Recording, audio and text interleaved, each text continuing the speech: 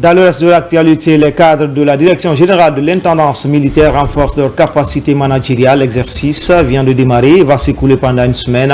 Ils apprennent les techniques de gestion des ressources financières. C'est le directeur de cabinet du ministère de la Défense nationale qui a présidé l'ouverture des travaux. Caporal-chef Mabinti Keita est la correspondante de la presse militaire.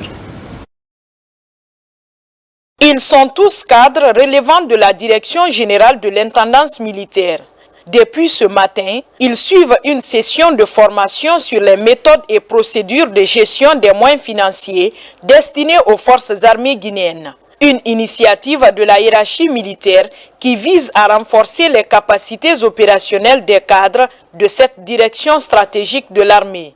Il permettra aux acteurs que nous sommes de s'approprier des nouvelles procédures et méthodes relatives à la gestion des moyens financiers mis à la disposition des organismes déconcentrés, tout en assurant la programmation budgétaire et le contrôle du budget.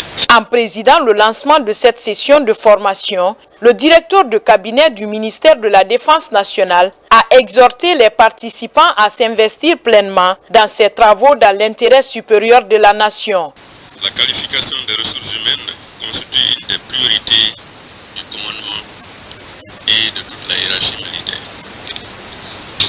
C'est ce qui motive l'organisation du présent séminaire qui, j'en suis sûr, permettra de renforcer les capacités des acteurs financiers que vous êtes. Vous devez les capitaliser, construire la réforme des forces de défense et de sécurité dans l'intérêt supérieur de la nation guinéenne.